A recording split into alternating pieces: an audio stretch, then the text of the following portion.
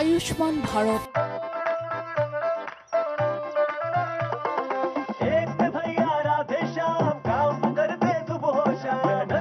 বিশ্বৰ সৰ্ববৃহৎ স্বাস্থ্য সেৱা আঁচনি আয়ুষ্মান ভাৰতৰ শুভ উদ্বোধন কৰিলে প্ৰধানমন্ত্ৰী নৰেন্দ্ৰ মোদীয়ে। ৰাঁচীত আয়োজিত এক অনুষ্ঠানত দেশবাসীলৈ এই অভিলাষী আঁচনি আয়ুষ্মান ভাৰত উৎসৰ্গা কৰিলে প্ৰধানমন্ত্ৰী নৰেন্দ্ৰ মোদীয়ে। দেশৰ ৩১খন ৰাজ্য আৰু কেন্দ্ৰীয় শাসিত অঞ্চলত প্ৰযোজ্য হ'ব এই আঁচনি। অসমতো শুভ উদ্বোধন হ'ল আয়ুষ্মান ভাৰতৰ প্ৰধানমন্ত্ৰী জন আৰোগ্য আঁচনিৰ। ৰাজ্যৰ ২৭ লাখ পৰিয়ালৰ ১,৪০ লাখ হিতাধিকাৰীক সামৰি ল'ব এই প্ৰধানমন্ত্ৰী জন আৰোগ্য আঁচনিয়ে। আৰু ইয়াৰ অধীনত দৰিদ্ৰ পৰিয়ালৰ হিতাধিকাৰীয়ে ৫ লাখ টকা পৰ্যন্ত বিনামূলীয়া চিকিৎসা সেৱা লাভ কৰিব পাৰিব। আৰু আঁচনিৰ অধীনত চিকিৎসা হ'ব মুঠ ১৩০০ বিধ ৰোগৰ। খানাপাৰাৰ পশু চিকিৎসা মহাবিদ্যালয় খেলপথাৰত মুখ্যমন্ত্ৰী সৰ্বানন্দ সোণোৱালে আনুষ্ঠানিকভাৱে উদ্বোধন কৰে ৰাজ্যৰ স্বাস্থ্য খণ্ডৰ সবাতোকৈ বৃহৎ আঁচনি আয়ুষ্মান ভাৰতৰ। ভাৰতবৰ্ষৰ ১২৫ কোটি জনগণৰ বাবে এটা ঐতিহাসিক দিন। দুখীয়া জনসাধাৰণক যদি সেৱা কৰিব লগা হয় তেতিয়াহ'লে নিশ্চিতভাৱে আন্তৰিকতা, নিষ্ঠা, সততা আৰু শ্ৰদ্ধা ভক্তি থকা অত্যন্ত প্ৰয়োজন।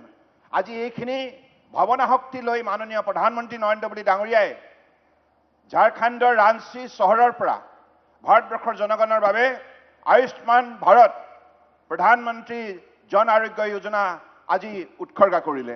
আমাৰ অসমত আয়ুষ্মান ভাৰতৰ অধীনত আমি ২৭ লাখ পৰিয়াল আৰু ১,৪০ লাখ ব্যক্তিক এই আঁচনিখনৰ অধীনত আমি উপকৃত কৰিব পাৰিম। প্ৰথম পৰ্যায়ত অহা ২৩ তাৰিখৰ পৰা ১০ তাৰিখৰ ভিতৰত আমি অসমৰ ২৭ লাখ পৰিয়ালৰ ঘৰে ঘৰে গৈ তেওঁলোকৰ ওচৰত আমি হেল্থ কাৰ্ড, প্ৰধানমন্ত্ৰী জন আৰোগ্য যোজনাৰ যিখন আমি কাৰ্ড বনাইছোঁ সেই কাৰ্ডখন আমি আপোনালোকৰ ঘৰে ঘৰে গৈ আমি যোগান ধৰিম।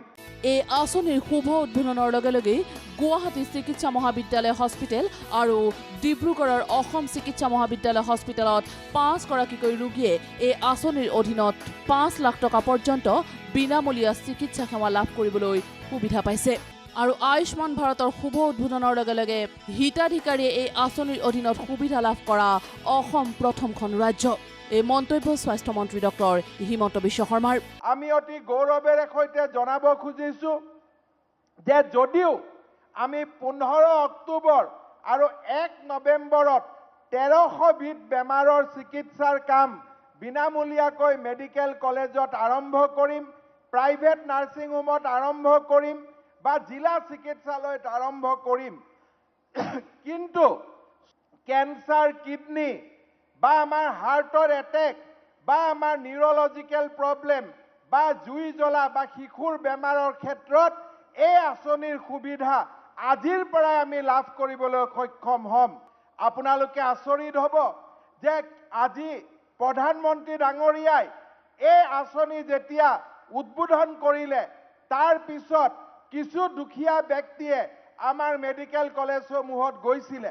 এই মুহূৰ্তত আমি এই মঞ্চত বহি থকাৰ সময়ত অসমৰ ৫ গৰাকী ব্যক্তি ইতিমধ্যেই আমাৰ মেডিকেল কলেজসমূহত এই প্ৰধানমন্ত্ৰী জন আৰোগ্য যোজনাৰ সুবিধা লৈ নামভৰ্তি বা এডমিশ্যন ল'লে।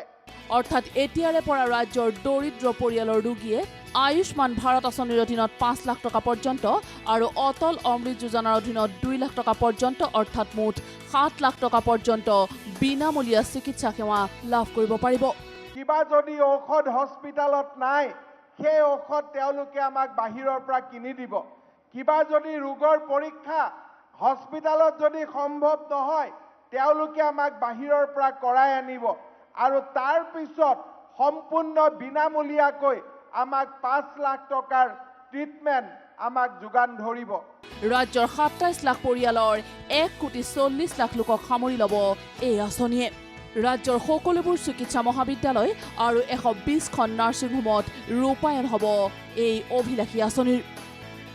কেমেৰা পাৰ্চন ব্ৰজেন হালৰ সৈতে গৌৰৱজ্যোতি নেওগ, নিউজ লাইভ, গুৱাহাটী।